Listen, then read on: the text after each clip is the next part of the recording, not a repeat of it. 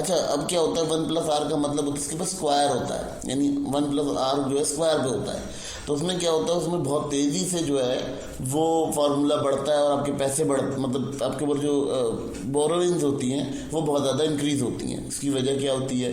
उसकी वजह ये होती है कि आपका जो इंटरेस्ट है वो तेज़ी से ग्रो कर रहा होता है। और बेसिकली ये जो कंपाउंड इंटरेस्ट वाला सिस्टम है, ये जो है वो बैंक्स भी इस्तेमाल करते हैं। कंपाउंड इंटरेस्ट बेसिकली होता क्या है, ये भी समझ लेते हैं कि ये आपका प्रिंसिपल अमाउंट पर जो है वो काउंट किया जाता है। उसके साथ साथ क्या करते हैं, जो उसके ऊपर कमाएगी अर्निंग है उसके ऊपर भी इंटरेस्ट काउंट किया जा रहा होता है। तो ये जो है सबसे बड़ा इंक्रीज़ करता है। यानी अपने जैसे अब लेट सपोज हम बात करते हैं कि आपने किसी से 100 रुपये लिए और 100 रुपये के आपने काम किया।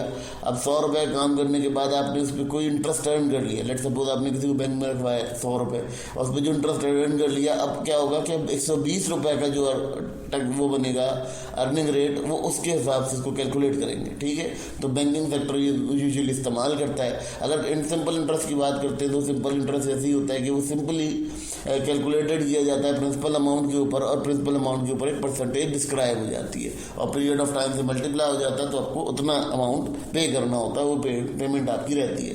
तो ये दो इंटरेस्ट की जो टाइप्स हैं ये मनी के हवाले से होती हैं, पैसे के ऊपर इस तरह से इंटरेस्ट काउंट किया जाता है या कैलकुलेट किया जाता है। स्टूडेंट्स, यहाँ पर हम बात करेंगे कि अब इसके दो और कैटेगरीज के बारे में बात करते हैं। एक तो हम बात करते हैं ओनरशिप और स्टेक के हवाले से कि उनके इंटरेस्ट को किस तरह से कंक्लूड किया जाता है इकोनॉमिक्स के अंदर। दूसरा हम फाइनेंशियल अकाउंटिंग के इंटरेस्ट को भी यहाँ डिबेट कर लेंगे ताकि आपको मजीद क्लियर हो सके कि इंटरेस्ट होता किस हवाले से, किस तरह से इंटरेस्ट की जो फाउंडेशंस होती हैं वो होती हैं।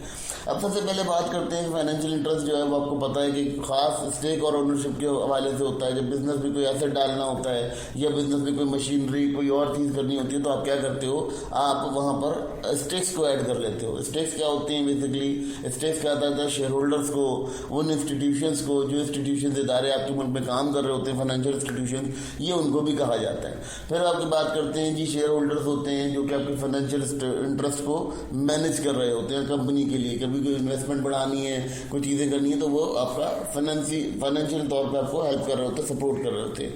उसके रिटर्न में वो अपना कोई प्रॉफिट लेके जा रहे होते हैं, तो वो